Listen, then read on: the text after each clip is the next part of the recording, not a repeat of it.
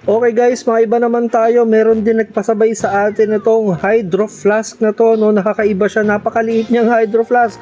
Pero napaka-cute. Shoutout tayo kay Brianna sa nag-message sa atin, no? At nagtanong kung kaya ko ba daw bang magpasabay nitong Hydro Flask na to, no? Dahil sa malayo siya at wala masyado sa kanilang ganito. So thankful din tayo na nalalaman natin itong mga ganitong klase kakaibang mga items, no? Na po pwede ka pala magpa-engrave dito sa Hydro Flask. Kaya pakita natin ng konti sa inyo kung ano itsura nito. Brianna, pasensya ka na. Gusto ko lang pakita sa ating viewers kung ano itsura, kung gaano kaganda nitong pinasabay mo sa akin. Ayan. Ito siya guys, Hydro Flask. Kaya urig na urig. Tapos para may Hydro Flask din na nakasulat dyan sa kanyang handle. And sa likod, pwede siya magpa-engrave.